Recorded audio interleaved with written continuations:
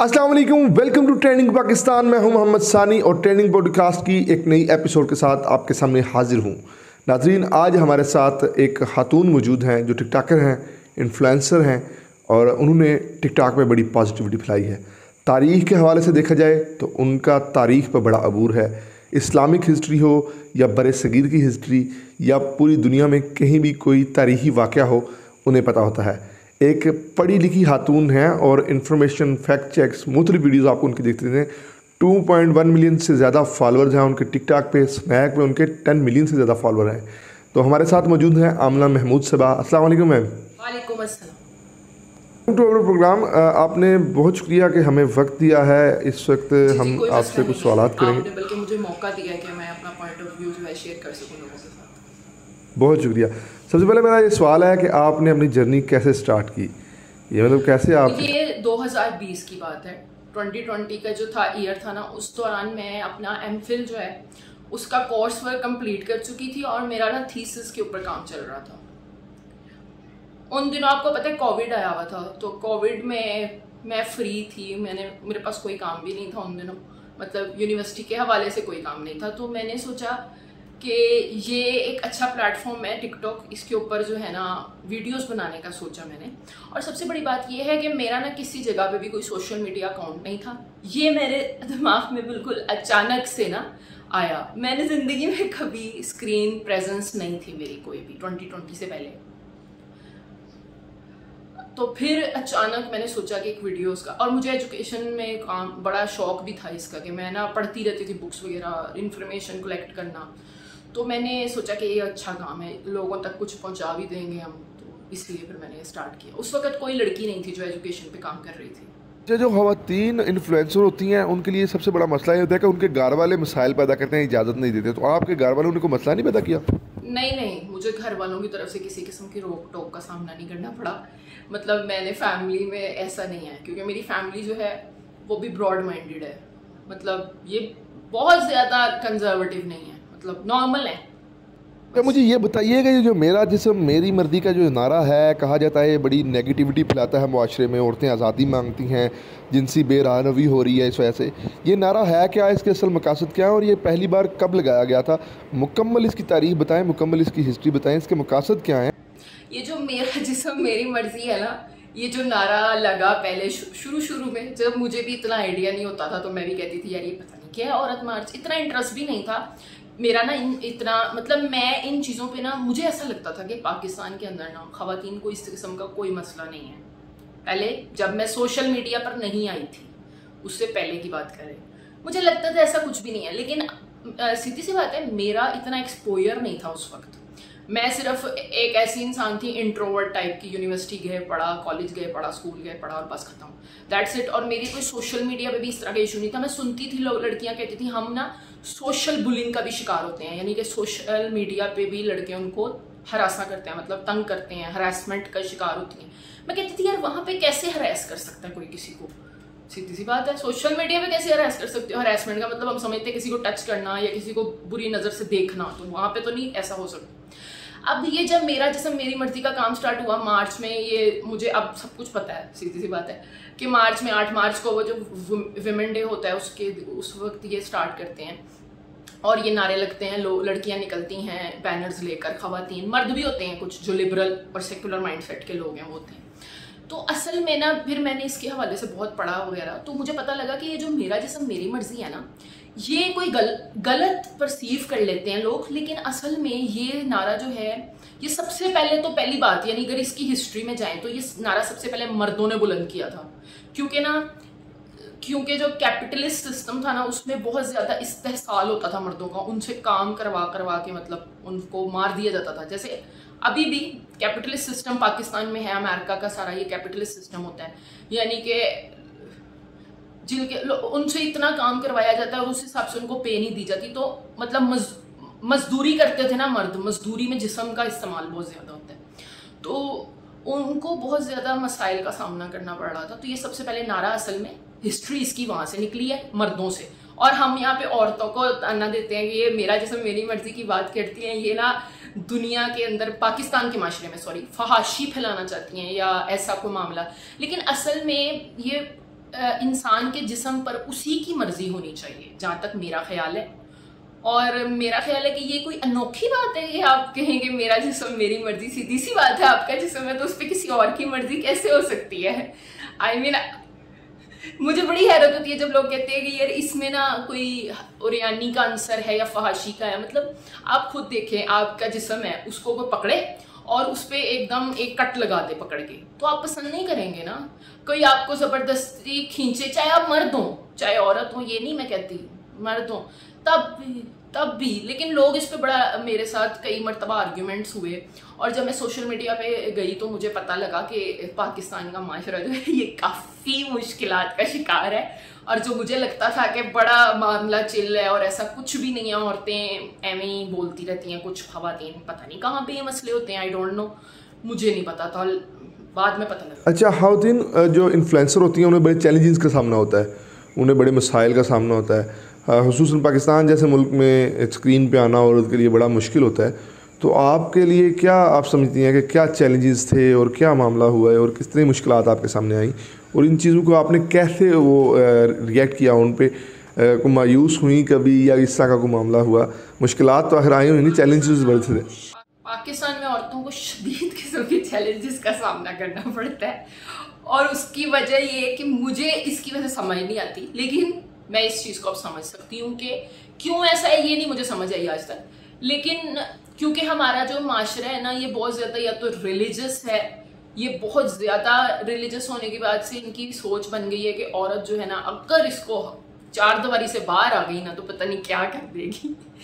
اپنی بہن اور اپنی بیٹی کے حوالے سے اس حد تک بدگمانی کی وجہ مجھے نہیں سمجھ میں آئی, کیونکہ میرے فادر اور میرے بھائی نے تو ایسا کبھی کچھ نہیں کہا, کیونکہ ان کو یا تو میرے پہ بہت زیادہ بھروسہ تھا, اندھا اعتماد تھا, تو میں نے تو پورا بھی اتری ہوں اس کے اوپر, مجھے کبھی کسی قسم کی کوئی روک ٹوک نہیں ہوئی. اس کے باوجود میں نے تو کبھی کچھ نہیں کیا, نہ کوئی ایسا معاملہ ہوا ہے کبھی زندگی میں, تو اللہ کا شکر ہے. ویسے تو بات یہ ہے کہ میں مانتی ہوں کہ کچھ لڑکیاں غلط استعمال کر لیتی ہیں اپنے ان آزادیوں کا, مان لیتی ہوں میں چلیں, لیکن مجھے ایسا لگتا ہے کہ پتہ نہیں وہ اس لیے کرتی ہیں کہ اس کے پیچھے بھی کچھ وجوہات ہوتی ہیں جو سمجھنے سے ہم لوگ قاصر ہیں, اور اس کی وجہ یہ ہوتی ہے کہ آپ کے گھر میں جب بہت زیادہ دباؤ یا پریشر ہوتا ہے نا آپ کے اوپر, تبھی آپ بغاوت کرنے کا عنصر آپ کے اندر جو ہے نا پروان چڑھنا شروع ہو جاتا ہے, اور آپ جان بوجھ کے بھی آپ بہت سے غلط کاموں میں پڑ جاتے ہیں کہ اپنے گھر والوں کو تنگ کریں, یہ بھی وجہ ہوتی ہے. اب باقی جو خواتین کو مسائل کا سامنا ہے اس کے بارے میں یہ بات کر سکتی ہوں کہ آپ مجھے دیکھ لیں کہ مجھے گھر والوں کی طرف سے کوئی مسائل کا سامنا نہیں تھا.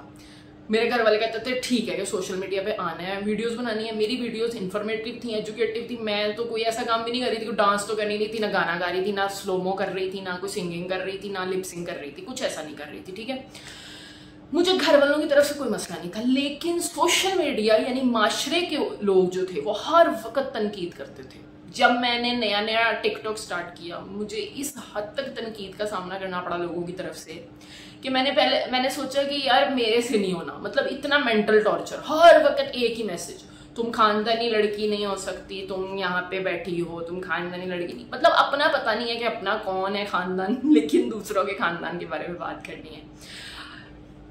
اور اس کے اتنا زیادہ طنز کرنے, تانے مارنے کہ تم پردہ نہیں کرتی ہو, تم اچھی خاندان کی نہیں ہو سکتی, تمہارے گھر والے یقیناً جو ہے وہ غیرت مند نہیں ہیں, اس طرح کی باتیں کرنی. مجھے سمجھ نہیں آتی کہ غیرت میں قتل کہاں سے آ جاتا ہے کہ انہیں قتل کر دینا چاہیے, بھائی یہ کر دینا چاہیے تم جیسی لڑکی یہ. حالانکہ ابھی میں ویڈیوز کس چیز پہ بنا رہی تھی, ایجوکیشن پہ, اور میرا جو کانٹینٹ ہے وہ ایک تو ایجوکیٹو تھا, اور دوسری بات یہ ہے کہ میں نے جو کپڑے پہنے ہوئے تھے وہ موڈسٹ تھے, یعنی کہ بالکل جو آج ایک شائستہ لوگ جو پہنتے ہیں, یعنی کہ سر پہ دوپٹہ اور کپڑے شلوار قمیض پہنتی تھی. میں کون سا جینز اور ٹاپ پہن کے آتی تھی جو اتنا زیادہ مجھے کرتے تھے, لیکن سٹل وہ دیکھتے ہیں کہ یار اس کو کرو تنقید جتنی ہو سکتی ہے. جو ڈانس کر رہی ہوتی تھی ان کو جا کے بلکہ فالو کر رہے ہوتے تھے. جب میں فالوئنگ لسٹ اوپن کرتی تھی تو ڈانس کرنے والی لڑکیاں, اور ایون آپ کو اور مجھے, اگر آپ نے کبھی ٹک ٹاک دیکھا ہو, فار ایگزامپل دیکھا ہوگا شاید کبھی, تو میں نے تو ٹک ٹاک استعمال کیا 2020 سے اسٹارٹ کیا, میرا فرسٹ ٹائم تھا, میں جانتی بھی نہیں تھی ٹک ٹاک نام کی کوئی ایپ ہے, میں نے بس ایسے ہی شروع کیا اور پھر ویڈیوز ڈالی تو وائرل ہو گئی ویڈیوز, تو پھر مجھے پتہ لگا. تو میں نے کبھی ان لڑکیوں کو نہیں دیکھا ہوگا, پتہ نہیں کہاں سے اکاؤنٹ نکالے ہوتے تھے وہ بھی کن کے, فورن لڑکیوں کے, یعنی گوری جو لڑکیاں ہوتی تھیں ان کے اکاؤنٹس.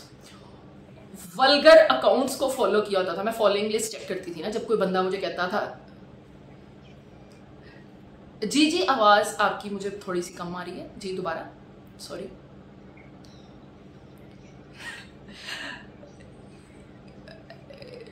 यही मसला है। अच्छा, अगर वो सच में मजहबी होते हैं ना तो यकीनन मेरे दिल में उनके लिए बहुत एहतराम होता, लेकिन ना वो मुझे, जैसे आपने कहा है ना, बिल्कुल वही बात, मुझे मौलवी और दीन इस्लाम के मुजाहिद बन के ना, सोशल मीडिया के जिनको मुजाहिद कहते हैं, वो बन के ना मुझे अच्छी तरह से दर्स देते थे कि ये देखो ऐसे करो ऐसे करो। जब मैं फॉलोइंग लिस्ट खोलती थी तो उसके अंदर वो लड़की होती थी कि इतनी सोच समझ के जैसे डाली होती हैं लड़कियां, मैं कहती थी यार मेरे पास इतना टाइम नहीं है कि मैं सोशल मीडिया पे बैठ बैठ के लोगों को ढूंढूं और उनको फॉलो करूं। इनके पास, मैं हालांकि क्रिएटर हूं, हालांकि मेरा काम ही है कि मैं वहां रहूं हर वक्त, तो देखने वाले इतनी वीडियो, इतनी लड़कियों को फॉलो कर रहे होते थे, वल्गर अकाउंट्स की एक भरमार होती थी और मुझे दर्स दे रहे होते थे और मुझे भी इतना गुस्सा आता था, जो कि आना भी चाहिए। लेकिन अब जो है ना, ये हालात हो चुके हैं इतने सालों में कि मुझे अब फर्क ही नहीं पड़ता, मैं रिप्लाई नहीं करती कहते रहे जो मर्जी कहते रहे। तो इससे पता लगता है कि खवातीन को कितना मसला होगा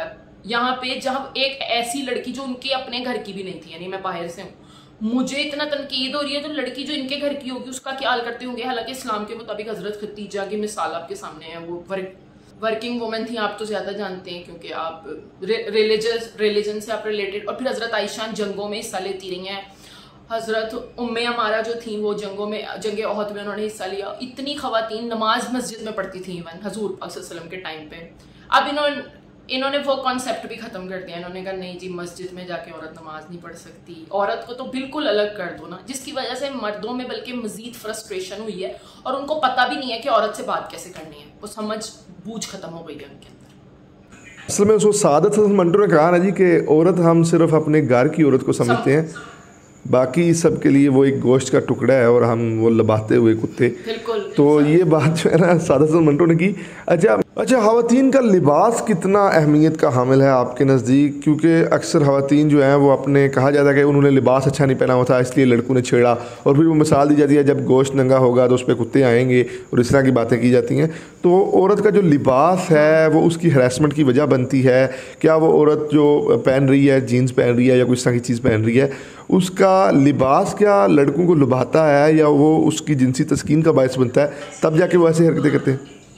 अच्छा, ये जो बात आपने की है ना, ये क्वेश्चन बहुत ही अच्छा है। आज तक वैसे मुझसे किसी ने पूछा नहीं है, अगर पूछता तो बड़ा मज़ेदार जवाब मैं देती कि इवन कब्रों में मौजूद जो कफन में लिपटी खवातीन है, उनके अंदर क्या थे, उनके साथ भी रेप होता है, ज्यादतियाँ होती हैं, उनमें क्या नज़र आता है? उनसे डर भी नहीं लगता इनको, मुझे तो समझ ये नहीं आती। तो जो कब्र में जब खातून महफूज नहीं है, हालांकि मुर्दे से तो हर बंदे को डर लगता है, चाहे औरत हो मर्द हो कोई भी हो, भाई मर चुकी है फिर, तो आप कैसे सोच सकते हैं कपड़ों वाली बात? और दूसरी बात, मेरे पास अपना ज़ाती जो है ना इस हवाले से एग्जाम्पल मौजूद है, मैं आपको साफ बता देती हूँ कि जब मैं यूनिवर्सिटी में थी तो हम मोस्टली ऐसा करते थे कि हम ना लंच करते होते थे ना, बाहर जाते थे। यूनिवर्सिटी के बिल्कुल पास ही कैफ़ेज़ मौजूद थे, क्योंकि आपको पता है यूनिवर्सिटियों के पास उन्होंने इसलिए खोले होते हैं ताकि स्टूडेंट्स वगैरह आ जाएं और खाना वगैरह खा सकें, कभी वो बाहर से भी खाना खाते हैं बच्चे। तो हम यूनिवर्सिटी से बाहर निकलते होते थे, पहले बहुत पहले की बात कर रही हूँ, शुरू में हम निकलते होते थे, कभी कुछ नहीं हुआ था, कभी कुछ नहीं। लेकिन एक दिन ये हुआ कि हम बाहर गए और हम एक कैफ़े में जा रहे थे, वो हमारी यूनिवर्सिटी से बिल्कुल दूर नहीं था, जेल रोड पे मेरी यूनिवर्सिटी थी, तो लाहौर का जेल रोड जो है वहाँ पे मेरी यूनिवर्सिटी थी, तो वहाँ से वो बिल्कुल दूर नहीं पड़ता था। तो हम वहाँ जा रहे थे और मैं कोई होता है ना अकेले भी हूँ, 4 का ग्रुप था लड़कियों का, हम जा रहे थे और वहाँ पे जैसे ही मेरी दोस्त जो थी जिसने पूरे कपड़े पहने हुए थे, जिस तरह शलवार कमीज पहनती हैं और दुपट्टा पूरा लिया हुआ था और कोई ऐसा मसला नहीं था, और लड़के जो हैं पास से बाइक से गुजरे हैं और उन्होंने उसका दुपट्टा खींचने की कोशिश किया, लेकिन अचानक ही दुपट्टा खींचने की कोशिश की और इवन आई वाज शॉक्ड। मतलब मैं तो पहली दफ़ा मैंने ना देखा इस तरह, बिल्कुल अपनी नज़रों के सामने इस तरह का वाक़या होता, और मैं इतना मतलब शर्मिंदगी। वहाँ पे एक बाइक वाला था जिसने ना पीछे से उन लड़कों को देख लिया, वो डबल सवारी थी, यानी 2 लड़के बैठे हुए थे, ठीक है। तो उन्होंने ऐसा किया, तो पीछे एक बाइक वाला था, उसने एकदम आवाज़ लगाई तो वो भाग गया। दुपट्टा खींचने की उन्होंने कोशिश की लेकिन ना वो भाग गया फ़ौरन। अच्छा, अब वो पीछे गया बंदा, लेकिन वो फिर वापस आया तो कहता है कि वो ना भाग गए, वरना मैं उनको पकड़ता और उनको बहुत अच्छे, मतलब वही बात है, अच्छे मर्द भी हैं तो बुरे मर्द भी हैं, इसलिए कपड़ों की बात तो हो नहीं सकती। और दूसरी बात ये है कि मेरे अपने साथ भी वाक़या हो चुका है कि मैं एक दिन मुकम्मल कपड़ों में जिस तरह के कपड़े पहनती हूँ वैसे ही कपड़े थे, और अपना एरिया था हमारा, कोई ऐसा भी नहीं कि मैं वहाँ पे पहले नहीं जा चुकी, ऐसा कभी नहीं हुआ था। लेकिन उस दिन वाहिद ऐसा दिन था जब उस दिन ना ईद का दूसरा दिन था, ठीक है, और रात का वक्त था, और रात का वक्त भी वो लाहौर में रात का वक्त कोई 9 बजे का टाइम था। तो लाहौर में 9 बजे का टाइम कुछ भी नहीं होता, ये लाहौर में 12-1 बजे का टाइम भी कुछ नहीं होता, यहाँ पे हर वक्त लोग होते हैं।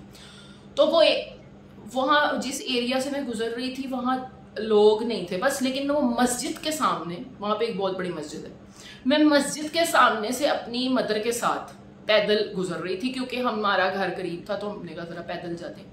तो मैं पैदल गुजर रही थी, 2-3 लड़के बाइक पे आए हैं पीछे से, ठीक है, और उन्होंने भी मेरा सर पे ऐसी स्कार्फ था, ठीक है, उन्होंने भी वो खींचने की कोशिश की थी, और ये मेरे अपने साथ ज़ाती तौर पे हुआ है, और मैं फर्स्ट टाइम देखे बता भी रही हूँ यहाँ पे। इवन ये बात बतानी काफ़ी मुश्किल होती है, और ये उस वक्त मेरे साथ हुआ था, और मुझे इतना गुस्सा आया था उस वक्त कि मुझे दिल कर रहा था, लेकिन वो इतनी स्पीड से भाग गए कि मुझे समझ ही नहीं आई क्या हुआ है मेरे साथ अचानक।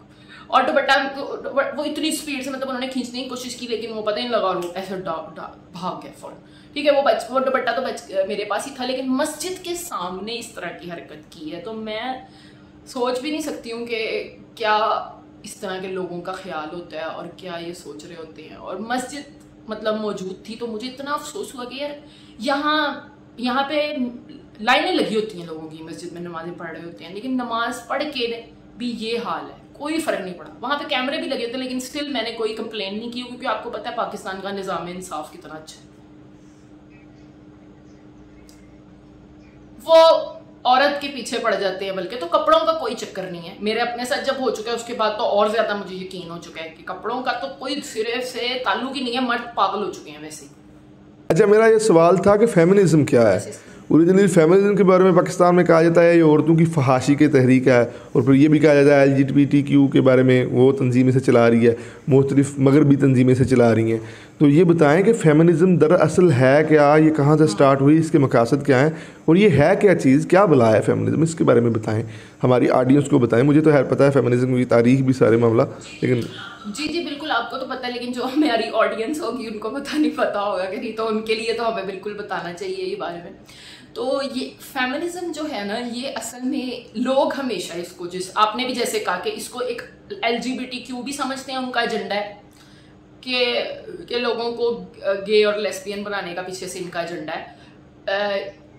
वो ठीक है कि उसमें जब कुछ ऐसे बैनर्स मौजूद थे, पिछली दफ़ा इन्होंने कहा था, according to media, news media के मुताबिक कुछ ऐसे बैनर्स मौजूद थे। मैं मानती हूँ होंगे, वो अलग एक सोच है, लेकिन इसका मतलब ये तो नहीं है ना कि जो सही काम कर रहे हैं उनके पीछे भी आप पड़ जाएं, वो अलग है, उसको मैं भी सपोर्ट नहीं करती, बिल्कुल सही है कि वो गलत चीज़ है, लेकिन उसमें भी कुछ मुख्तलिफ अनासिर हैं, क्योंकि LGBTQ के अंदर ट्रांसजेंडर भी आ जाते हैं, और उनके हकूक़ तो हमने देने हैं ना, जो ख्वाजा सरा होती हैं उनको तो हमने हकूक़ देने हैं, लेकिन उस पर भी हमने बड़ा तमाशा किया था पिछले दिनों। अच्छा, वो बात यह कि फेमिनिज्म की जो असल में मूवमेंट है ना, इसको गलत अंदाज से पाकिस्तान में पेश किया जाता है, लेकिन जो फेमिनिज्म का मकसद होता है ना, इसका मतलब ये औरत, अच्छा ये सबसे बड़ी बात ये है कि जो फेमिनिज्म है ये ख़वातीन के लिए नहीं है। ये इसका टर्म जो थी ना, जब ये निकली थी तो इसमें ये कहा गया था, जब आप इसको पढ़ते हैं, क्योंकि मैंने ना सोसाइटी भी पढ़ी हुई है, जब मैं पॉलिटिकल साइंस में एमफिल कर रही थी तो उसमें एक जो था ना पेपर था, वो था सोशल इश्यूज़ के हवाले से। तो उसमें फेमिनिज्म और डिफरेंट जो होते हैं ना इश्यूज़, उनको भी डिस्कस किया गया था। मैरिज का स्ट्रक्चर हो गया, फेमिनिज्म का स्ट्रक्चर हो गया, इन चीज़ों। तो फेमिनिज्म का जो इशू है ना, ये सिर्फ औरतों के हवाले से बात नहीं की जाती, इसमें हर तबके के बारे में बात करते हैं जो पिसा हुआ हो। तो सीधी सी बात है, LGBTQ वाले भी बीच में आ जाते हैं फिर, क्योंकि पाकिस्तान जैसा कंजर्वेटिव ऑर्थोडॉक्स माशरा, जहाँ पे इन औरत को अपनी मर्जी से सांस लेने की भी आज़ादी नहीं है कुछ घरों में, کچھ گھروں میں، اب پتہ نہیں بہت زیادہ گھروں میں، کیونکہ میرے گھر میں ایسا نہیں ہے، تو مجھے چلیں ایسا ہی لگتا ہے کہ 50-50 ہوگا، چلیں یہ مان لیں. چلیں میں تو لاہور میں کیونکہ پلی بڑی ہوں تو مجھے نہیں پتا، دور دراز کے جو چھوٹے شہر ہیں وہاں پہ تو بہت برا حال ہوگا یقیناً خواتین کے. تو بات یہ ہے کہ میں یہ کہنا چاہتی ہوں کہ یہ ہر پسے ہوئے طبقے کے لیے کیونکہ آواز اٹھاتے ہیں، تو اس لیے LGBTQ بھی بیچ میں آ جاتا ہے. اس میں مردوں کے حقوق کے حوالے سے بھی بات ہوتی ہے کہ اگر کسی مرد کے ساتھ استحصال ہو رہا ہے نا، مردوں کے ساتھ بھی استحصال ہوتا ہے. اب میں آپ کو بتاتی ہوں کیسے ہوتا ہے. ایک بندہ ہے نا، اس نے 2 ماں باپ ہیں، انہوں نے فار ایگزامپل شادی کی ہوئی ہے، ٹھیک ہے، ان کے بچے پیدا ہوئے ہیں، ان کے نا 6-7 بیٹیاں پیدا ہو جاتی ہیں اور 1 بیٹا پیدا ہوتا ہے. ہمارے یہاں موسٹلی ایسا ہوتا ہے کہ بیٹے کے انتظار میں لوگ 6-7 بیٹیاں پیدا کر لیتے ہیں، ٹھیک ہے، کرتے ہیں. وہ جو اکیلا بیٹا ہوتا ہے نا، پھر اس کے اوپر ساری لڑکیوں کی بیٹیوں کی یعنی کہ ذمہ داری ڈال دیتے ہیں اور اسے کہتے ہیں کہ ان کو تم نے پالنا ہے، یہ تم ان کے باپ ہو. وہ بیچارہ اپنی پوری جوانی رول دیتا ہے. رولتا ہے کہ نہیں رولتا؟ بیچارے مزدوری کرتے ہیں، آپ کو بھی پتہ ہے. دبئی چلے جاتے ہیں، سعودی عرب چلے جاتے ہیں، وہاں جا کے مزدوریاں کرتے ہیں تاکہ اپنی بہنوں کی شادیوں کے لیے جہیز اکٹھا کر سکیں. پوری زندگی ان کی ختم ہو جاتی ہے. تو اس حوالے سے بھی فیمنزم میں بات کی جاتی ہے کہ جو تمہارا بھائی ہے اس کی بھی تو کچھ خواہشات ہیں، اس کی بھی تو کوئی زندگی ہے. اگر بیٹا ہے آپ کا تو اس کی بھی تو کوئی زندگی ہے، اس کو بھی جینے کا. 2 بیٹیوں کو اپنے پیروں پہ کھڑا کرو تاکہ وہ اپنا جہیز نہ بنائیں بلکہ تعلیم اتنی حاصل کر لیں کہ ان کے اپنے لیے جو کرنا ہے خود کریں. تو مردوں کے حقوق کے لیے بچوں کے چھوٹے چھوٹے جو بچے ہوتے ہیں ان کے حقوق کے لیے بھی آواز اٹھائی جاتی ہے کہ ان کو چھوٹی چھوٹی عمروں میں چھوٹے چھوٹے بچے میں نے دیکھے کام کر رہے ہوتے ہیں ہوٹلوں پہ اور ورک شاپس پہ کہ اتنے پیدا کر لیتے ہیں، پھر ان کو کہتے ہیں کہ چلو جی لگ جاؤ کام پہ، کیونکہ جتنے پیدا کریں گے اتنے وہ ہمارے لیے پیسے لے کر آئے گا. لیکن سب سے پہلے آپ یہ دیکھیں، آپ اس بچے کا استحصال کر رہے ہیں، اس کی پوری زندگی ختم کر دی آپ نے، نہ اس کو پڑھنے دیا، نہ اس کو بچپن اپنا گزارنے دیا جیسے وہ گزارنا چاہتے ہیں. ایون یہ بات کرتے ہوئے بھی میں جذباتی ہو رہی ہوں بہت زیادہ کہ مطلب اتنی تکلیف دہ بات ہوتی ہے. ایک بچہ چھوٹا سا، میں جس عمر میں ہوں اس وقت میری 26 ایج ہے، تو میں بیٹھی ہوتی ہوں اور میں آرام سے کھا رہی ہوتی ہوں کہیں بیٹھی کوئی چیز اور بچہ آ رہا ہوتا ہے مجھے سرو کر رہا ہوتا ہے ریسٹورینٹ وغیرہ میں کسی. وہ بچپن اپنا ختم، اس کا کوئی بچپن نہیں ہے اس کا. نہ اس نے کھلونے پکڑنے کی عمر میں یا قلم پکڑنے کی عمر میں، کتاب پکڑنے کی عمر میں اس نے ہاتھ میں جو ہے نا گلوز پہنے ہوتے ہیں اور کام کر رہا ہوتا ہے، برتن دھو رہا ہوتا ہے یا پھر صفائیاں کر رہا ہوتا ہے. اس کی کیا لائف ہوگی؟ وہ چھوٹی عمر سے ہی لگ جاتے ہیں اس کام میں، مزدوریوں پہ. تو فیمنزم ہر بندے کے لیے آواز اٹھاتا ہے. کیوں ان کو سمجھ نہیں آتی کہ آپ فیمنزم کو جہاں دباتے ہو تو آپ اپنا بھی استحصال کر دیتے ہو، ساتھ ہی مرد بھی اپنا استحصال کر دیتے ہیں. مردوں کو اپنی انا کے پیچھے اپنی پوری زندگی، انا کے پیچھے کہ ہمارا ایک رتبہ ہے، ہم مرد ہیں، اس کے پیچھے آپ اس غرور کے پیچھے آپ کچھ بھی کرنے کو تیار ہو کہ بس عورتوں کو دبا لیں، لیکن اس کے پیچھے اپنی بھی زندگی خراب ہو جائے. کئی مردوں کی ہوتی ہے جیسے کہ میں نے آپ کو بتا دیا. تو بس یہی مسئلہ ہے. مثالیں آپ کے سامنے ہیں، اتنے مزدور ہیں ہر چھوٹی جتنے بھی عرب کنٹریز ہیں ان میں بہت سے مزدور طبقہ ہے اور وہ اسی کام کے لیے.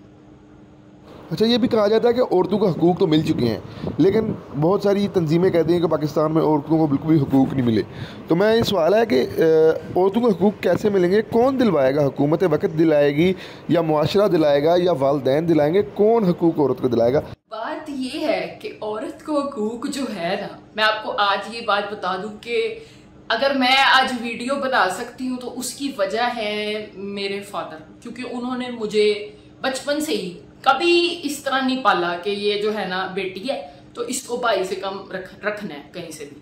ایسا یہ وہیں سے شروع ہو جاتی ہے چیز کہ آپ بچپن میں ہی بچے کو سکھا دو کہ اپنے فیصلے خود لینے ہیں.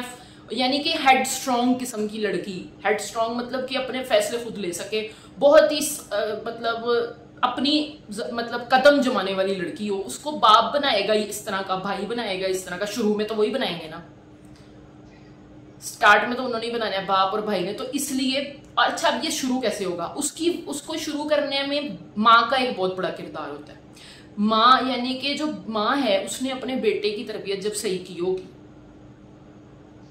ماں، اب ہم ہر چیز ویسے تو ماں پہ ڈال دیتے ہیں کہ بیٹوں کی تربیت ٹھیک نہیں کرتی. حالانکہ شادی 2 لوگوں کے درمیان ہوتی ہے تو دونوں کا فرض ہوتا ہے اپنی اولاد کو تربیت دینا، باپ کا بھی اور ماں کا بھی، دونوں کا فرض ہے کہ وہ اس کو تربیت دیں. لیکن میں نے ایک چیز دیکھی ہے کہ بیٹی کے پیدا ہونے کے بعد مردوں کے اندر کچھ تبدیلی ضرور آ جاتی ہے، کچھ مردوں میں، سب میں نہیں آتی، بالکل نہیں آتی، لیکن کچھ مردوں میں بالکل تبدیلی آ جاتی ہے اور وہ سوچنے لگتے ہیں پھر الگ نظریے سے کہ میری اب بیٹی ہے تو میں اس کے ساتھ کچھ غلط نہیں ہونے دینا چاہتا، تو پھر وہ اور طرح کے ہو جاتے ہیں. تو باپ سے بھی یہ سٹارٹ ہوگی چیز کہ وہ اپنی بیٹی کو سکھائے، سمجھائے کہ بیٹا تم نے اپنی زندگی میں کچھ بننا ہے، اور امپاورمنٹ تبھی آنی ہے. لڑکی کو پڑھائیں یا پھر اس کو کوئی اسکل دیں، ورنہ اس کی شادی مت کریں، ورنہ مرے گی، بہت بری طرح مرے گی. یعنی اس کو پڑھا دیں، لکھا دیں، اس کے ہاتھ میں کوئی ہنر دے دیں، کیونکہ جب اس کے ہاتھ میں فائنینشیل ایشو سب سے بڑی وجہ ہوتا ہے کسی بھی عورت کا ابیوز کو برداشت کرنے کی. جب وہ فائنینشلی اسٹرانگ نہیں ہوتی نا تو وہ ابیوز کا شکار ہونے کے لیے تیار ہوتی ہے، کیونکہ اسے ہوتا ہے میرے سر پہ اتنا چھت ہے نا، ہاتھ میں پیسہ ہے، شوہر کو چھوڑ دوں گی تو جاؤں گی کہاں. سب سے بڑا مسئلہ یہ.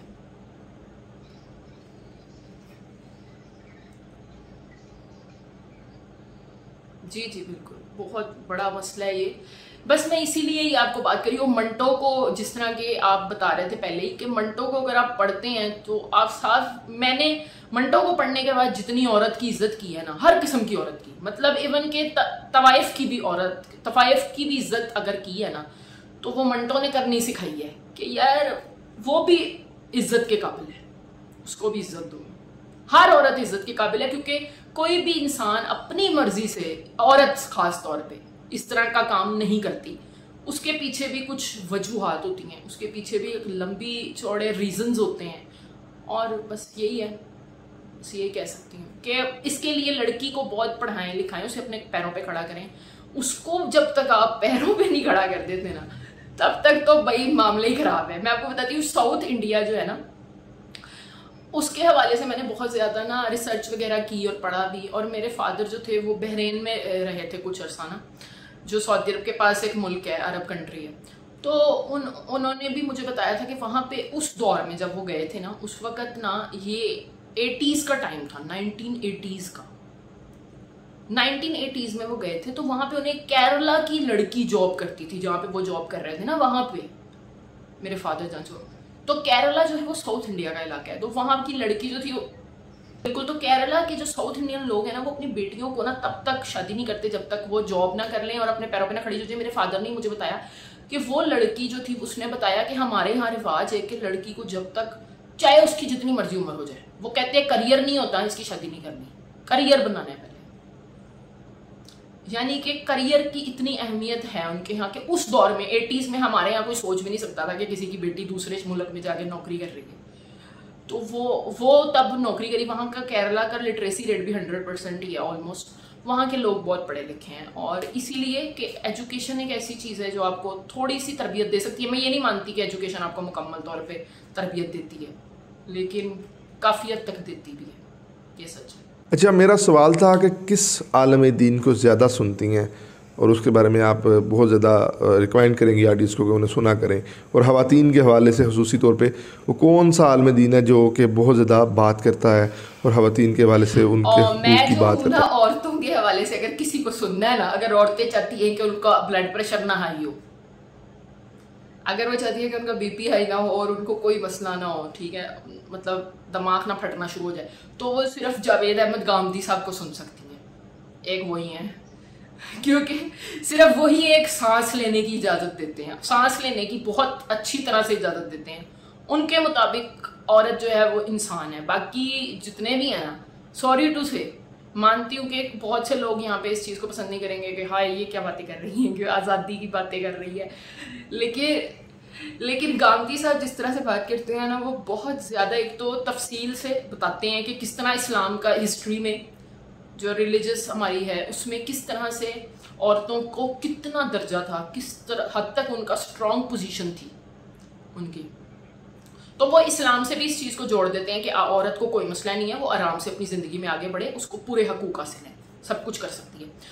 جہاں تک دوسرے ہیں نا، وہ تو ایک ہی بات کرنی ہوتی ہے انہوں نے کہ یا تو 4 شادیاں کر لو، یا تو 4 شادیاں کر لو، یا پھر بچے پیدا کر لو، یا پھر بس یہی کام ہے ان کو جتنے بھی ہیں. اور یا پھر حوروں کے اوپر ایک لمبی ڈسکشن ہو رہی ہوتی ہے. کہ جنت میں جائیں گے تو حوریں ملیں گی. بس مجھے سمجھ نہیں آتی وہ گامدی صاحب اس کو بھی کلیئر کر دیتے ہیں. جہاں تک اور بندے ہیں سب کو سنا ہوا ہے. اچھا اصل میں سب سے بڑی بات یہ ہے کہ جب تک سب کو سنیں گے نہیں ہم پوائنٹ آف ویو نہیں دینا چاہیے نا ہمیں. تو اس لیے سن تو سب کو لیا ہے. ایم میں کہہ دوں ایسے ہی کہہ دوں کسی کو کہ وہ برا ہے, نہیں کہنا چاہیے. اور ویسے بھی کچھ میں برا تو نہیں کہہ رہی, ان کا اپنا پوائنٹ آف ویو ہے, بس ان کی اپنی تربیت ہے, پتہ نہیں اب وہ کہاں سے لے کر آئے ہیں. لیکن میں نے انجینئر صاحب کو بھی سنا ہے, اور انجینئر صاحب کی جہاں تک بات ہے تو ویسے تو وہ بندے ٹھیک ہیں, مطلب کافی بہت بلکہ بہت ہی صحیح بندے ہیں. مطلب میں یہ نہیں کہتی وہ میرا اور ان کا بہت درجہ ڈفرینٹ ہے. مطلب ان کا بہت زیادہ ریلیجسلی ان کی بہت ایجوکیشن جو ہے اور ان کا بہت نالج ہائی ہے, بہت ہائی ہے. تو اس حساب سے اگر دیکھا جائے نا تو انجینئر صاحب باتیں بہت اچھی کرتے ہیں. اسپیشلی وہ جو فرقہ واریت انہوں نے ختم کرنے کی کوشش کی ہے, کیونکہ وہ کہتے ہیں نا کہ بابوں کا خدا اور ہے, کتابوں کا خدا اور ہے. تو وہ میں ہوں مسلم علمی کتابی, تو وہ باتیں تو بالکل ٹھیک ہے. لیکن جہاں خواتین کی بات ہوتی ہے نا وہ بھی ڈنڈی مار جاتے ہیں. وہ بھی ایک بندے نے ان سے کویسچن کیا ڈنڈی جو وہ مار دیتے ہیں نا, وہاں پہ میں آتی ہوں کہ وہ جو ڈنڈی مارتے ہیں نا, تو ایک دفعہ ان سے ایک بندے نے سوال کیا. اب میں سن رہی تھی ان کو, میں کافی سنتی ہوتی تھی شروع میں, تو میں نے بہت سنا. اب وہ نا ایک بندہ ان سے پوچھ رہا ہے وہاں پہ, کیونکہ کویسچن ہو رہے ہوتے ہیں نا, لوگ آئے ہوتے ہیں بہت سے. تو وہاں پہ ایک بندے نے ان سے سوال کیا کہ جی اگر لڑکی اسے جاب کرنی ہے اور پڑھنا ہے, تو وہ مطلب اجازت ہے اسلام میں اس کی کوئی گنجائش؟ یعنی آپ کو پتہ ہے وہ اجتہاد ایک چیز ہے, اور دوسرا کنٹمپریری ایرا جو ہے اس میں تو اب عورت اور مرد دونوں ہی کمائیں گے تو کچھ بنے گا گھر کا, اس طرح کے ماحول بھی ہے. تو اس بندے نے نا ایسا کویسچن کیا. اب اسے آگے سے کہہ رہے ہیں ہاں بالکل میں تو اس کے حق میں ہوں کہ جاب کرے, کوئی مسئلہ نہیں ہے, بلکہ ڈاکٹر بنے, گائناکولوجسٹ تو اسے بننا ہی چاہیے. کہتے ہیں عورتیں ہونی چاہیے زیادہ سے زیادہ ڈاکٹر گائناکولوجسٹ ہونی چاہیے. مجھے بڑا اچھا لگا, میں کہا دیکھو کتنا اچھا بندہ ہے, پہلا بندہ ہے جس نے کہا ہے کہ عورت کو پڑھاؤ لکھاؤ. اچھا آگے اس بندے نے پوچھا کہ بھائی آپ کہہ رہے ہیں پڑھنا چاہیے, ٹھیک ہے بہت اچھی بات ہے, لیکن اب بات یہ ہے کہ پڑھے گی تو جتنے بھی یونیورسٹیز ہوتی ہیں آپ کو پتہ ہے کو ہوتی ہیں,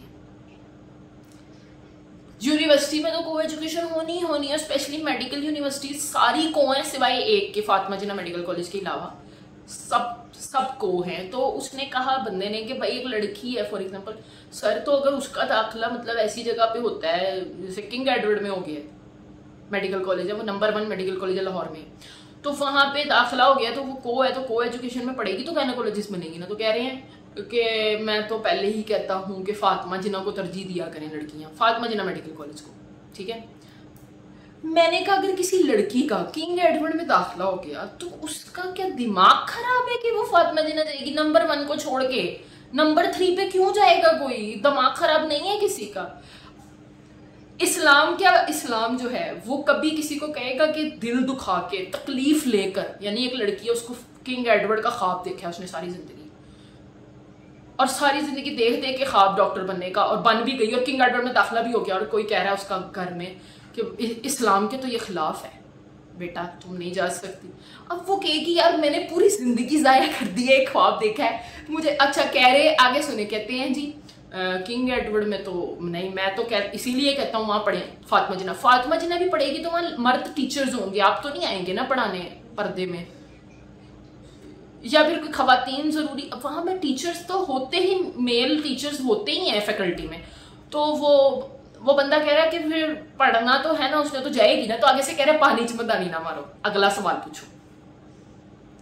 مطلب ان کا یہ تھا کہ بس میرے تو مزید جواب نہیں دے جا رہے ہیں تو بس کرو. مطلب اب وہ بھی اب جیسے آپ نے کہا کہ شاید ان کی پوزیشن کا تقاضا بھی ہے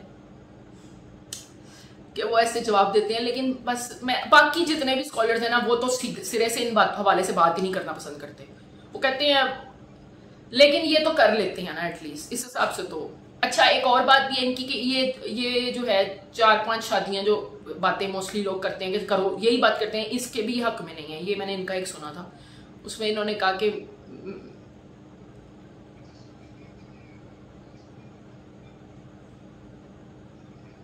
تو مطلب انہوں نے یہ کہا کہ میں نہیں ہوں اس کے حق میں, اور میں صرف ایک ہی بیوی, جو پہلی بیوی ہوتی ہے نا آپ کی.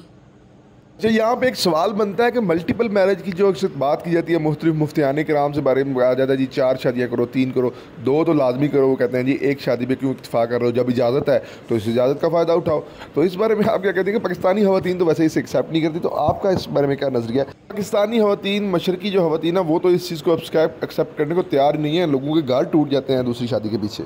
तो इस बारे में बताइएगा प्लीज़। बात तो ये है कि मैं आपको इसका ना एक जवाब देती हूँ। अगर आपने गांधी साहब को भी सुना होगा, जैसे आप कह रहे थे आप सुन चुके हैं उनको भी, तो काफ़ी मरतबा सुन चुके हैं, लेकिन ये ज़रूरी नहीं है कि आपने इस हवाले से भी सुना हो उन्हें, लेकिन ना मैंने इस हवाले से भी उन्हें सुना है। तो वहाँ पे वो ये बात कर रहे थे कि ये जो 4 शादियों का कॉन्सेप्ट है, पहली बात तो ये है कि अरब के लिए कॉन्सेप्ट है पहली बात, क्योंकि अरब की ख़वातीन को ये आदत होती है, उनके बाप की भी 4 बीवियाँ होती हैं, उनके भाई की भी 4 बीवियाँ होती हैं, यानी उनके यहाँ ये पुश्तों से चला आ रहा मामला, उनको तो अब घर में देखती हैं वो। लेकिन हमारे यहाँ क्योंकि इंडिया के साथ रहने की वजह से, हिंदुओं के साथ रहने की वजह से, क्योंकि हम सब कॉन्टिनेंट से हैं ना, तो हमारे यहाँ हिंदुओं के साथ रहने की वजह से यहाँ इस माशरे में, इस सोसाइटी में इस चीज़ को कभी एक्सेप्टेंस नहीं मिलने वाली। इसलिए उन्होंने कहा कि वैसे भी मैं उन्होंने कहा कि इसके हक में हूँ कि आप एक ही शादी करें, क्योंकि उन्होंने कहा कि अल्लाह ताला ने अगर इस चीज़ को इतना ही बढ़ावा देना पसंद किया होता तो आदम के लिए वो एक हवा ना बनाते। उन्होंने, मुझे तो उनकी बात बहुत खूबसूरत लगी, क्योंकि सीधी सी बात है, हम हजरत आदम और अम्मा हवा की औलाद हैं, सबके सब, पूरी दुनिया। तो इतनी औलाद पैदा करनी ही थी तो वो 4-6 बीवियां कर लेते हजरत आदम अलैहिस्सलाम भी। असल में अल्लाह ताला का, उनका कहना था गांधी साहब का, कि उस दौर में क्योंकि जंगें होती थी और कोई रियासत नहीं होती थी ना, रियासत का निज़ाम नहीं होता था, कबीले होते थे। कबीलों में जब तक आप शादियां ज्यादा नहीं करोगे तो आप बड़ी फैमिली कैसे बनेगी? आपकी बड़ी फैमिली बनेगी तो ही तो बच्चोगे। जंगें हो जाती थी एक दूसरे कबीले से, तो बेटे ज्यादा चाहिए होते थे, औलाद ज्यादा चाहिए होती थी आपको, ताकि आपको जंगें लड़ने में मसला ना हो। और दूसरी बात ये, अब ऐसा मसला नहीं, उन्होंने कहा, क्योंकि अब एक पूरा इदारा मौजूद है फौज के नाम से, जो हमारे लिए हमारे हिस्से की जंगें लड़ता है। हाँ, हमें लड़ने की जरूरत नहीं, हम आम लोग हैं, हम क्योंकि आम सिविलियंस हैं, तो हमने तो लड़नी नहीं है, चाहे जंग हो भी जाए, अभी हो जाए, चाहे अल्लाह ना करे हो, लेकिन अगर कभी भी जंग हो जाए तो हमने नहीं लड़नी। वो ये काम फौजियों का है, वही करेंगे, अवाम ने नहीं करना।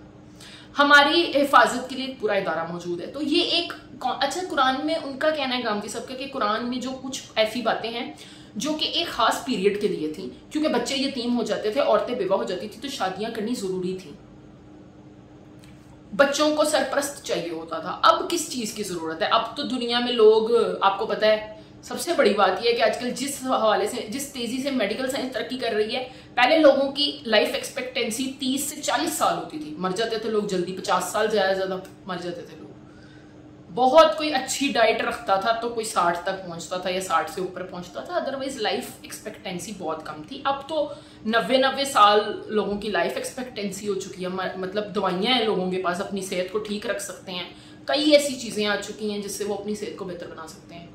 और ऐसी बहुत सी वजूहत हैं जिसकी वजह से उनको दूसरी शादी और पहली बीवी की, तो सुन्नत की जहाँ तक बात हम करते हैं कि सुन्नत सुन्नत सुन्नत, और हुज़ूर पाक सल्लल्लाहु अलैहि वसल्लम ने हज़रत खदीजा की ज़िंदगी में दूसरी शादी नहीं की थी, तो उस सुन्नत को फिर पूरा करना बहुत ज़रूरी हो जाता है कि हज़रत खदीजा की पहली सुन्नत तो पूरी कर ले जी। ये मेरा कहना है कि पहली सुन्नत तो पूरी कर ले है, दूसरी शादी, और पहले भी, और दूसरी बात ये कि अरबियों के पास बहुत पैसा होता है और वो इतनी शादियां संभाल सकते हैं। हमारे यहाँ एक बीवी के खर्चे नहीं पूरे होते, इनके खर्चे बहुत, हमारे यहाँ ख़वातीन के खर्चे भी बहुत ज़्यादा हैं। फैक्ट्स पे आपकी बड़ी मालूमात होती हैं, बड़ी बड़ी मालूमात देती हैं, और बड़े हैरत से मैंने अक्सर देखा है कि एक 26 ईयर ओल्ड लड़की वो इतनी इन्फॉर्मेशन कैसे रखती है। मैंने जैसे कि आपको बताया था, पहले बात हुई थी जब हमारी, कि मेरा जो है ना बुक्स जो है ना रीडिंग जो है, मैंने ये बुक रीडिंग बहुत जल्दी स्टार्ट की थी। यानी कि मेरे जो फादर थे ना, वो बहुत ज़्यादा ना, वो शायर थे, ठीक है, शायरी करते थे, और ना वैसे शायरी करते थे। हाँ, बुक तो उनकी कभी नहीं कोई छपी, लेकिन वो वैसे शायरी करते थे, पोएट थे। और उन्होंने मुझे बहुत छोटी उम्र से ना किताबों का मुतालिया करने की आदत डाल दी थी। छोटी उम्र में किताबें लाते थे बहुत ज़्यादा, जैसे होता ना, हर वक्त लानी किताब और मेरे हाथ में दे देनी कि ये देखो, ये लो किताब पढ़ो, इतना ज़्यादा ना। उस ऊपर से जब मैं मैट्रिक में थी, या फिर आपको पता है आज हम 90s के किड हैं, फॉर एग्जांपल अगर मैं 90s की किड हूँ, उस दौर में, अच्छा ठीक है, माशाल्लाह सही हो गया। अच्छा, तो 90s की हूँ मैं, तो मैं उस दौर में, आपको पता है इंटरनेट तो नहीं था, انٹرنیٹ تو تھا نہیں. اب تو انٹرنیٹ پہ لوگ بچے آج کل کے تو بالکل بک ریڈنگ نہیں کرتے. تو ہمارے دور میں انٹرنیٹ نہیں تھا تو ہم نے اور کیا کرنا تھا. ہماری ایک انٹرٹینمنٹ ہوتی تھی. ایک تو وہ جو 2-4 ڈرامے لگتے تھے پی ٹی وی پہ, وہ اینک والا جن دیکھ لیا, یا پھر اور 2-4 جو لگتے چھوٹے موٹے بچوں والے, اور وہ دیکھتے تھے, یا پھر کوئی ٹام اینڈ جیری دیکھ لیا. اور اس کے علاوہ اگر کوئی رکھ سکتے تھے انٹرٹینمنٹ تو وہ بک ریڈنگ کی تھی. اور بکس میں نے اسی لیے بہت چھوٹی عمر سے پڑھنی شروع کر دی تھی. بہت سی کتابیں لا کے دی انہوں نے اور میں نے وہ ساری پڑھ ڈالی. اتنا شوق ہوتا تھا کہ ایک ایک کتاب جو ہوتی تھی وہ ساری رات بیٹھ کے پڑھنی, پڑھ کے مطلب آنکھیں تھک جاتی تھی, لیکن میں چھوڑتی نہیں تھی کیونکہ اتنی زیادہ نا وہ ایڈکشن ہو گئی تھی کتابوں کے ساتھ. اس وجہ سے یہ عادت ہے اس کی, چیزوں کو نکال کے کھنگال کے ریسرچ کرنا اور فیکٹس کو ڈھونڈنا, اور وہ مزہ آتا ہے اس کام میں نا, بس اور کوئی وجہ نہیں ہے. دوسرا میرا یہ سوال تھا کہ تاریخ سے بھی بڑا شغف ہے. ہندوستان کی تاریخ ہوگی, ایون کہ آپ نے تو بڑی پرانی مصری قدیمی تاریخوں پہ بھی بڑی بات کی ہے, اور بڑے بڑے محاورے آپ نکال کے لاتی ہیں مختلف زبانوں سے. تو تاریخ سے کیسے شغف ہوا آپ کا؟ ہاں, تاریخ سے شغف بھی اسی وجہ سے ہوا کیونکہ میرے فادر کو بہت زیادہ شغف تھا تاریخ سے. وہ بہت زیادہ ہسٹری پڑھتے تھے اور مجھے بھی بتاتے ہوتے تھے کہ ایسے ہوا, یہ ہوا, وہ ہوا. اور مجھے جنگوں کا بتانا انہوں نے کہ یہ جنگ ہوئی, وہ جنگ ہوئی, جنگ پانی پت ہوئی, جنگ کنواہا ہوئی. تو مجھے وہیں سے عادت پڑ گئی. میں نے سوچا چلے ہسٹری بھی پڑھتے ہیں. ہسٹری کی بکس بھی پڑھنی شروع کر دی چھوٹی عمر میں. تاریخ برِ صغیر تو بہت ہی چھوٹی جب تھی تب پڑھی تھی. انہوں نے کتابیں لا کے گھر میں رکھی ہوئی تھی تو وہ پکڑتی تھی اور پڑھ لیتی تھی. 15-16 سال کی عمر میں یہ ساری کتابیں پڑھ لی ہوئی تھی میں نے. تو اس لیے ہاں, تو اسی وجہ سے پھر اس کے بعد باقی اپنا نصاب کی کتابیں میں نے کم پڑھی ہیں, یہ زیادہ پڑھتے ہوتے تھے بیٹھ کے, جو باہر کی دوسری کتاب ہوتی تھی. اچھا, شعراء میں سے کون سے شعراء پسند ہیں آپ, وہ کائنڈلی بتائیے گا. اردو لٹریچر کے بہت سے پوئٹس جو ہیں پسند ہیں مجھے. اس میں تو فیض احمد فیض ہیں, جون ایلیا ہیں, اور اس کے علاوہ فراز ہیں, اور اقبال بھی. اقبال کو شروع میں بہت زیادہ پڑھا, لیکن پھر بعد میں وہ, کیونکہ آپ کو پتہ ہے ایک ہی طرز کی شاعری کرتے ہیں, صرف وطن پرستی کے اوپر, وطن پرستی اور اسلام کے حوالے سے شاعری کرتے ہیں. یہ نہیں ہے کہ وطن پرستی میرے اندر بھی بہت زیادہ ہوتی تھی, کبھی تو بہت زیادہ تھی, اب تھوڑی کم ہوئی ہے وقت کے ساتھ, لیکن تو وہ بہت زیادہ تھی کیونکہ اقبال کو بچپن میں اقبال کو زیادہ پڑھا تھا, اور اسلام کے حوالے سے بھی ان کو بہت پڑھا. پھر آہستہ آہستہ ان کو دیکھا, جون ایلیا جو ہے نا یہ, اور فیض اور فراز, یہ لیفٹسٹ پوئٹ تھے, یعنی کہ دوسری طرز کے شاعر تھے, جو تھوڑا سا ہٹ کے لکھتے تھے, جو تھوڑا سا لبرل تھے, جو تھوڑا سا سیکولر تھے. ہاں, یہ بھی کہہ سکتے ہیں کہ کچھ تو مجھے ایون کہ ایسے لگتے ہیں کہ ایتھیسٹ بھی تھے. مجھے تو سمجھ نہیں آتی کیا تھے, لیکن ان کی شاعری میں بہت دم ہے, تو اس لیے بڑی شاعری ان کی پڑھی ہے. اچھا, ہمیں کوئی غزل تھوڑی سی سنا سکتی ہیں آپ, یا پھر کوئی شعر ہمیں سنا دیں کائنڈلی, آپ کی زبانی ہماری آڈینس کے لیے. نہیں, غزل مطلب اس وقت مجھے کوئی غزل یاد نہیں ہے, لیکن ہاں ویسے اگر شعر سناتی ہوں. جون ایلیا کا ایک شعر ہے کہ جون ایلیا کا, جس کو بھی شیخ و شاہ نے حکم خدا دیا قرار, جس کو بھی شیخ و شاہ نے حکم خدا دیا قرار, ہم نے نہیں کیا وہ کام, باخدا نہیں کیا. تو ایسے ہی کچھ سچویشن میری بھی ہے, تو اس لیے مجھے تو بہت ہی پسند آئی. اور ایک اور ہے, فیض کا ہے, وہ ہے کہ فقیہ شہر سے میں کا جواز کیا پوچھیں, فقیہ شہر سے میں کا جواز کیا پوچھیں, کہ چاندنی کو بھی حضرت حرام کہتے ہیں. تو یہ سارے اسی قسم کے ہیں, تو آپ سمجھ سکتے ہیں. اچھا, چند یوٹیوبر بتائیں جو آپ کو پسند ہیں, جنہیں سننا چاہیے اور آپ سنتی ہیں یا ان سے انفارمیشن لیتی ہیں, وہ آپ کے لیے ایک آئیڈیل ہیں یا کوئی اس طرح کا سچویشن. ہاں, تو وہ یہ ہے کہ میں جو ہوں ناز ڈیلی ہے, وہ جو اسرائیلی یوٹیوبر ہے اس کو سنتی ہوں, کیونکہ وہ فیکٹس کے حوالے سے ویڈیوز بناتا ہے, تو وہ کیونکہ میرے اس میں آ جاتا ہے, میرا بھی اسی حوالے سے نیش ہے میری, تو وہ جانرا وہ ہے سیم ہے, تو اس لیے اس کو سن لیا. اور اس کے علاوہ جو ہے دھروو راٹھی ہے, وہ انڈین یوٹیوبر ہے, وہ بھی اس حوالے سے ویڈیوز بناتا ہے. اور جو لوگ ہیں وہ بہت سے ہیں, لیکن ہاں جو فیس بک کی جہاں تک بات کی جائے تو سید مزمل ہیں, وہ صحافی ہیں, اور اس کے ساتھ ساتھ وہ لبرل ہیں اور فیمنسٹ ہیں اور سیکولر بھی ہیں. وہ تو البتہ وہ تو بہت حد تک آگے ہیں. ان کو سنتی ہوں اور بہت زیادہ سنتی ہوں, جب بھی ویڈیو اپلوڈ کرتے ہیں تو ضرور سنتی ہوں. تو وہ ان چیزوں کو, ان لوگوں کو پڑھنے اور سننے کے بعد ہی یہ سمجھ آئی کہ کہاں کہاں معاملات جو ہیں خراب ہیں اور مزید خراب ہوتے چلے جا رہے ہیں ابھی اور زیادہ.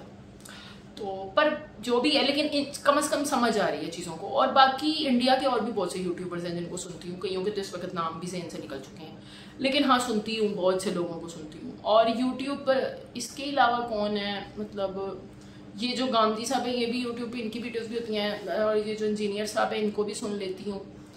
اور انڈیا کے اور بھی ہیں مختلف فٹ ٹیوبر ہیں اس کے علاوہ, وہ ہیں, وہ تو بناتے ہیں اور طرح کی ویڈیوز. ویسے وہ کوئی اس طرح کی ویڈیوز نہیں بناتے, سوشل ایشوز پہ تو نہیں بناتے, لیکن پھر بھی مختلف ایشوز پہ بناتے ہیں. اس کے علاوہ بیئر بائسپ ہیں ایک انڈیا کے, وہ نا پوڈ کاسٹ وغیرہ کرتے ہیں. رنویر الہابادیہ نام ہے ان کا, رنویر الہابادیہ وہ ہیں, اور میں بھی آپ نے بھی ان کو دیکھا ہو. اس کے علاوہ ہاں, اس کے علاوہ کامیڈی دیکھتی ہوں, اور وہ آشیش چنچلانی ہیں ان کی کامیڈی. اور اس کے علاوہ comedy nights with Kapil Sharma, ان کا تو سب کو پتہ ہے, ان کو دیکھ لیتی ہوں. اور اس کے علاوہ ایک آفتاب اقبال صاحب کو دیکھ لیتے ہوتے تھے پاکستان میں, تو ایک وہی ہیں. آپ کے پاس علم ہے, کبھی شیعہ ازم کو بھی اسٹڈی کیا ہے, یا شیعہ ازم کے بارے میں بھی آپ نے کوئی مطلب وہ رکھا ہے, ان کے ساتھ بھی کوئی تھوڑا سا متاثر ہوئی ہیں کبھی ان سے, یا کوئی اس طرح کی بات؟ شیعہ ازم اور صوفیزم کے بارے میں بالکل جانتی ہوں.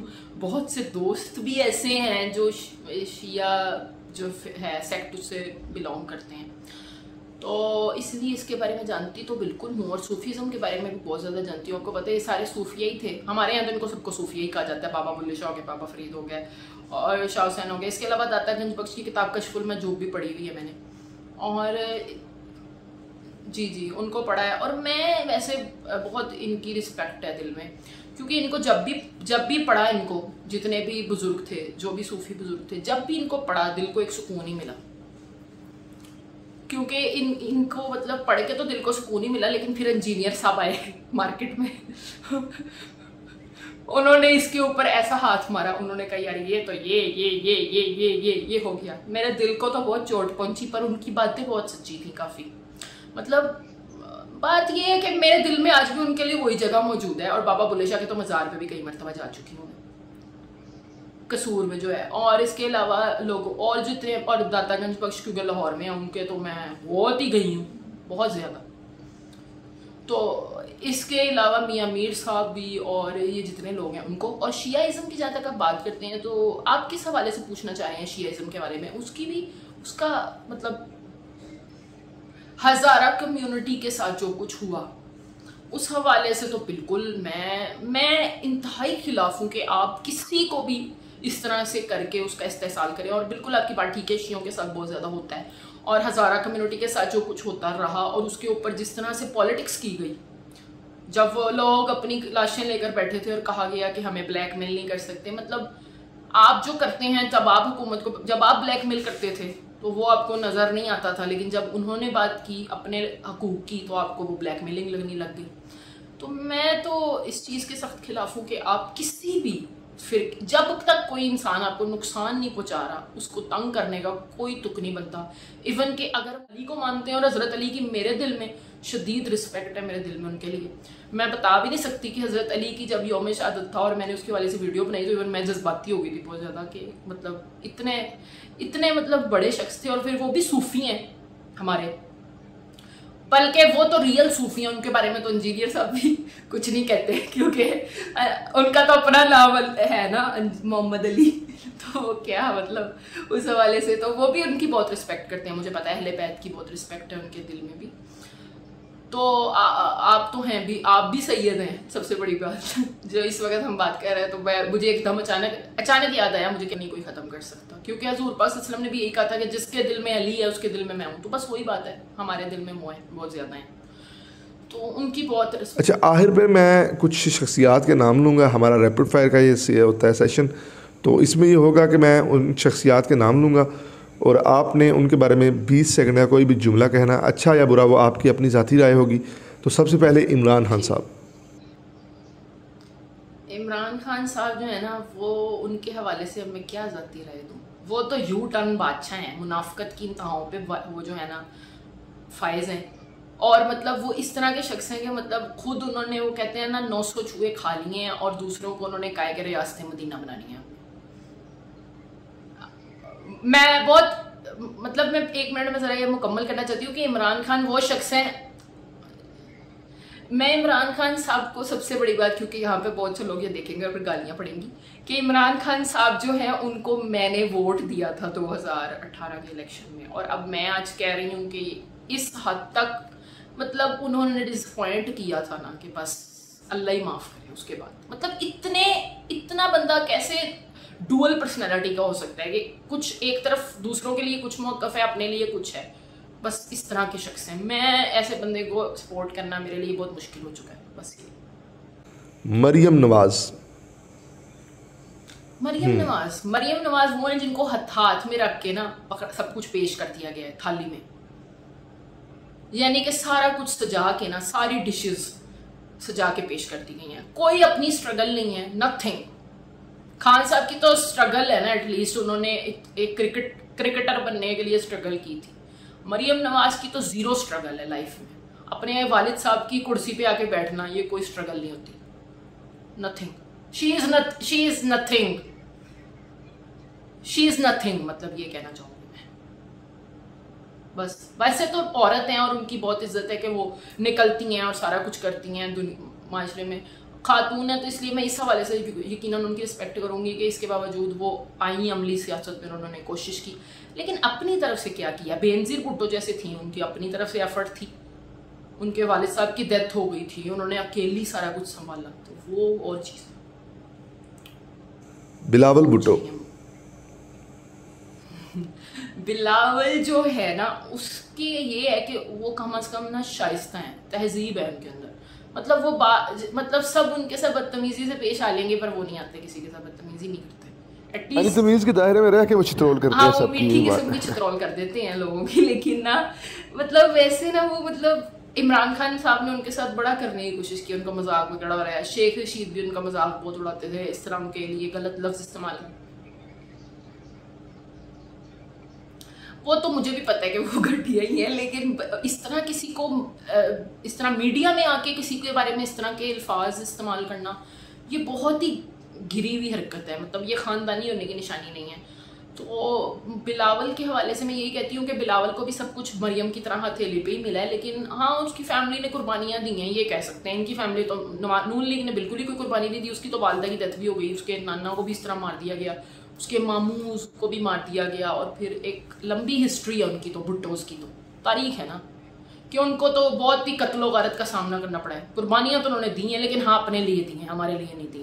اور انہوں نے سندھ کو کچھ نہیں دیا آج تک, سارا کچھ لوٹا ہی ہے انہوں نے. قربانی دی ہے تو اپنے آپ کو پوری طرح سے نا مطلب بھر کے پیسہ اکٹھا کیا اس قربانی کے بدلے میں, عوام کو کچھ نہیں دیا. بھٹو زندہ ہے, عوام مر گئی ہے. جاوید احمد گامدی صاحب کے بارے میں یہی کہنا چاہوں گی کہ وہ بہت ہی جو ہے نا گریٹ انسان ہے. مطلب میں پہلا بندہ ہے وہ جس کو میں نے اس حد تک سنا ہے کہ مطلب شروع میں جب میں نے ان کو سنا تھا نا, تب میری ایج کم تھی, تو تب مجھے ان کی سمجھ نہیں آئی تھی, کیونکہ نا وہ بہت جذباتی نہیں نا بات کرتے ہو کر, بالکل ایسا لہجہ دھیما, اور اتنا اردو اس طرح کی بولتے ہیں کہ کئی مرتبہ تو میرے سر کے اوپر سے گزر جاتی ہے. مطلب اتنی خوبصورت اردو, ایسے لگتا ہے کتاب لکھ رہے ہیں. مطلب اتنا لغت کھولنی پڑ جائے آپ کو. آپ تو مطلب آپ کہہ رہے تھے نا آپ تو ہند کو طرف سے ہیں, تو آپ وہ بولتے تھے. تو میں تو اردو کے مطلب میرا تو ہے ہی, لاہور کی پیدائش ہے تو سینٹرل ایریا میں ہوں, پھر بھی اردو ان کی وہ ہے کہ مطلب اتنی مطلب رچ قسم کی جو صحیح اردو ہوتی ہے نا, جو بالکل وہ جو بہت ہی زیادہ مشکل ہوتی ہے, جس کو سمجھنا مشکل ہو جاتا ہے, وہ بولتے ہیں. لیکن یہ بات ہے کہ آ بھی جاتی ہے سمجھ, اور اتنی خوبصورتی سے بات کو سمجھاتے ہیں, ایسا مطلب اگزامپل دیتے ہیں کہ بندہ حیران رہ جاتا ہے کہ یار یہ بندہ اتنی مدلل گفتگو کر کیسے دیتا ہے. مطلب میں اس بندے کے بارے میں الفاظ نہیں ہے میرے پاس, اتنا میں اس کو بڑا استاد سمجھتی ہوں. اس وقت ہمارے لیے بلیسنگ ہے, وہ ہمارے جو نئی نسل ہے نا اس کے لیے بلیسنگ ہے. ریحام خان ریحام خان کے بارے میں کیا کہوں. خان صاحب کے خلاف میں چاہے ہوں, لیکن ریحام خان جو ہے نا وہ بھی بس ایم ہی ہے. مطلب پتہ نہیں کیا ہے, وہ صحافی تھیں بس, لیکن ایک مطلب इतनी को ख़ास उनकी सहाफ़त भी नहीं थी। इमरान खान साहब से उन्होंने एक इंटरव्यू लिया था और उसके बाद उनकी शादी हो गई खान साहब से। जैसी शादी टूटी, जो कि रवायती ख़वातीन की हरकतें होती हैं, उन्होंने खान साहब पर इल्ज़ामात लगाने शुरू कर दिए, किताब लिख डाली पूरी। तो मैं यही कहूँगी कि उनका भी कोई ख़ास ऐसा कोई रोल नहीं है कि जिस पे उनको कोई शाबाशी दी जा सके, बस ऐसे ही है। मलाला यूसुफजई, हाँ, मलाला यूसुफजई के बारे में मैं ये कहना चाहूँगी कि उसने तो ख़वातीन की तालीम के लिए काम किया था, लेकिन उसके हवाले से भी लोगों का रवैया कुछ इस तरह का है कि डामाडोल सा है। मतलब लोग कहते हैं कि कुछ लोग कहते हैं कि ये तो यहूदी साजिश है सारी, मगरबी एजेंडा है सारा मलाला। लेकिन मेरा ये कहना है कि हमें इस हवाले से उसको अप्रिशिएट करना चाहिए कि कम से कम किसी जगह तो पाकिस्तान का पॉजिटिव इमेज दिया है ना, उसकी सूरत में हमें मिला है। मतलब यूरोपीय यूनियन में गई वो, उसको नोबेल प्राइज़ मिला। आज तक एक मलाला को नोबेल प्राइज़ मिला है और एक डॉक्टर अब्दुल सलाम को मिला था, जो कि कादियानी है और इसकी वजह से उनका तो एक्सेप्टेबल ही नहीं था ना। लेकिन मलाला तो क्योंकि पठान है, यूसुफजई हैं, तो वो उनका तो एक्सेप्टेबल है, तो कम से कम उसको हमें अप्रिशिएट करना चाहिए। और एक औरत है जो कि खड़ी हुई इस काम के लिए, चलो लड़की थी, औरत थी, जिस तरह का भी मामला हुआ, मुझे अंदर की बातों का नहीं पता, लेकिन फिर भी उसने कुछ ना कुछ तो किया है ना। चाहे जितनी भी स्ट्रगल है, इतनी हाई क्लास स्ट्रगल नहीं है, क्योंकि और भी बहुत सी खवातीन हैं जो उससे ज़्यादा एजुकेशन पे काम कर रही हैं, जिन्होंने पता नहीं क्या कुछ किया है, और वो बड़ी उम्र की खवातीन हैं जिन्होंने पूरे इलाकों में तालीम फैलाई है और बड़ा कुछ किया, लेकिन उनको वो दर्जा नहीं मिल सका। क्योंकि मलाला का टाइम पीरियड ऐसा था ना कि सवात में उस दौरान तालिबान का टाइम था, तो उस दौर में खड़े होना वो ज़्यादा बड़ी बात शायद समझी गई। पंजाब की औरत कोई होगी या फिर किसी ऐसे सूबे की औरत होगी जो बहुत प्रिविलेज्ड है। पंजाब आपको पता है इसको प्रिविलेज समझा जाता है नहीं, वैसे है नहीं, पंजाब बिल्कुल प्रिविलेज नहीं है। इवन लाहौर में भी कचरे के ढेर लगे हुए हैं, तो कोई प्रिविलेज नहीं है, बस समझा जाता है सिर्फ। और बस बड़े बड़े शहर हैं, हालांकि देखें गुजरात भी बड़ा शहर है आपका, तो ये बड़े शहर हैं, तो इसके बावजूद ऐसा कुछ नहीं है। तो मलाला को इसीलिए मुझे लगता है दिया गया ज़्यादा, जो मतलब फोकस उसको इसलिए किया गया क्योंकि वो टाइम ऐसा था, यानी उसकी खुशकिस्मती समझें आप ये। लेकिन पाकिस्तान को इसलिए खुश होना चाहिए कि हमें कोई ऐसा इंसान मिला जिसने हमारा पॉजिटिव इमेज दिया, क्योंकि पूरी दुनिया में हमारा इमेज जो है वो टेररिस्ट का है, बहुत बुरा इमेज है। क्योंकि इंडियंस से जब मैं कभी बात करती हूँ ना, मेरे पास इंस्टाग्राम पे ना काफ़ी इंडियंस हैं वहाँ पे, तो वो जब आते हैं ना तो वो इवन टेररिस्ट दीदी कहते हैं तो इस हवाले से एक इमेज को थोड़ा बिल्डअप कर दिया उसने कि पाकिस्तान की खवातीन भी पढ़ती लिखती हैं और पाकिस्तान में भी औरतों के कुछ हकूक हैं, कोई औरत वहाँ से भी निकल सकती है जो कुछ बन सके, बस ये। जन्नत मिर्ज़ा, उसके हवाले से तो कुछ भी नहीं कह सकती मैं। उसका यही एक है कि उसने काफ़ी अच्छा डांस किया और काफ़ी अच्छे वीडियोस बनाई है। बाकी ये है कि मैं यही कहती हूँ कि जो लोग देखना चाहते हैं ना वो वही दे रहे हैं, हम उनको भी बुरा वाला तो कह ही नहीं सकते ना। मतलब मैं तो यही कहूँगी, कंटेंट क्रिएटर ही कहूँगी, चले उन्हें भी कंटेंट ही बनाती हैं, लेकिन वो उस तरह का, इतने ज़्यादा फॉलोअर्स हैं उसके, 2 करोड़ से ऊपर हैं, तो फिर बातें करते हैं कि पाकिस्तान में फहाशी है, पाकिस्तान में ये है, पाकिस्तान में वो है, पाकिस्तान में औरतें पर्दा नहीं करती हैं। यार आप लोग उनको फॉलो करते हो और मुझे फॉलो नहीं करते हो, जो बंदा इल्म पे वीडियोस बना रहा है, या फिर नहीं मेरे अलावा क्या छोड़ दें, मुझे मर्द भी ऐसे बहुत हैं जो एजुकेशन पे वीडियो बनाते हैं टिकटॉक पर।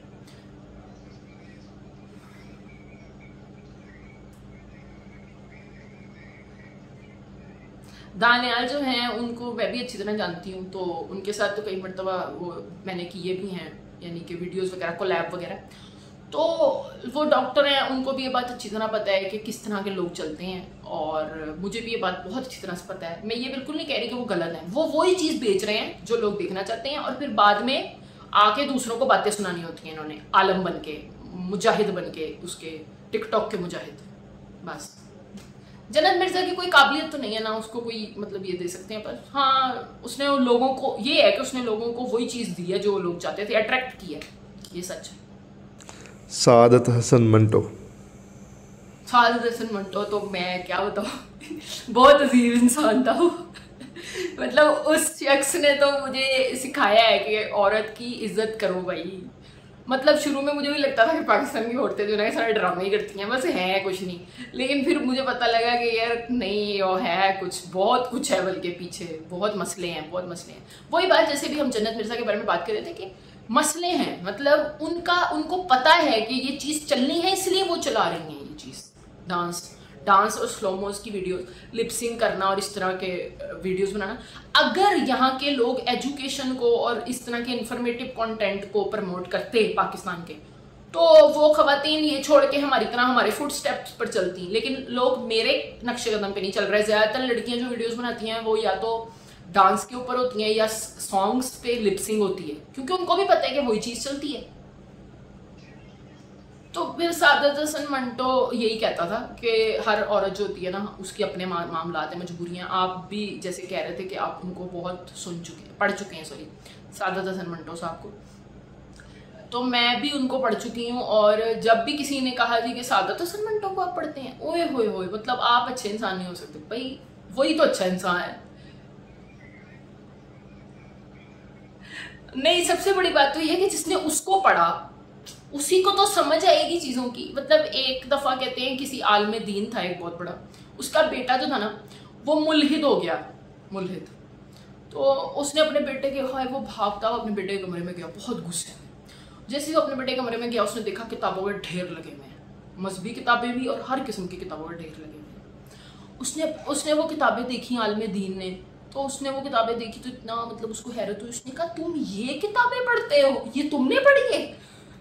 बेटे को उसने कहा और आपको क्या लगता था कि बगैर किताबें पढ़े ही मुल्हिद हो गया हूँ? मतलब कोई वजह ही थी ना पीछे, मतलब आपको लगता है अभी बेटा मुंह उठा के हो गया है? मतलब इसकी वजह ये नहीं होती, बहुत सी चीज़ों के पीछे बहुत से अनासर होते हैं। हम सादत हसन मंटो को कहते हैं कि वो शराबी था, क्योंकि वो था, वो खुद लिखता है, खुल्लम खुल्ला लिखता है, वो प्रिटेंड नहीं करता लोगों की तरह कि मैं तो बहुत नेक हूँ।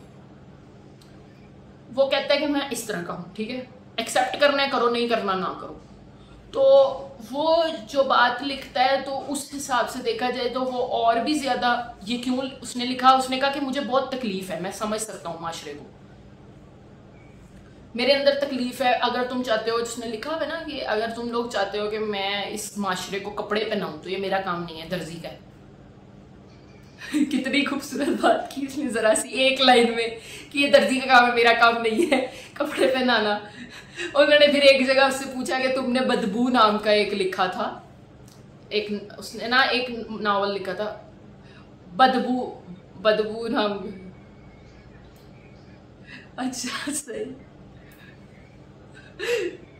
सही ये उसने लिखा तो कि उसके ऊपर बहुत केसेस हुए थे ना, तो उन्होंने कहा कि तुम पे ये केसेस हुए हैं क्योंकि तुमने बदबू लिखा। उसने आगे से कहा मैं फरनाइल लिख दूंगा बाद में ताकि लोग खुश हो जाए। मतलब कितना, मतलब किस हद तक उसकी माइंड आप देख करें, कितना शार्प माइंड था उसका बंदे का।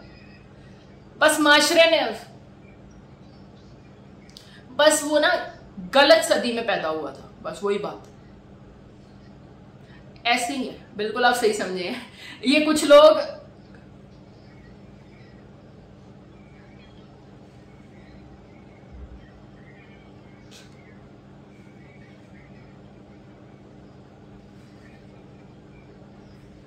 यकीन करें जिनका नेगेटिव तारुफ होता है ना शुरू में, और अगर आप खुद दिल के अच्छे इंसान हो, यानी कि जैसे आपने कहा आप खुद अच्छे बंदे हो ना, लेकिन आपको किसी को नेगेटिव तारुफ हो जाए, लेकिन जैसे ही आप उसको सुनेंगे ना आपका दिल बदल जाएगा। अगर आप दिल से अच्छे हुए, होता है ना एक बंदा बहुत ज्यादा रिजिड होता है कि मैंने तो बदलना ही नहीं है, लेकिन एक होता है वो एक्सेप्टेंस होती है उसके अंदर कि मैं बदल जाऊंगा। अगर कोई चीज बदलने वाली है जो सच है, जो हकीकतें हैं दुनिया की, वो देखता है, जब वो सुनता है, पढ़ता है, तो बदल जाता है उसका। अब जैसे आपके आज फेवरेट हो चुके हैं मंटो,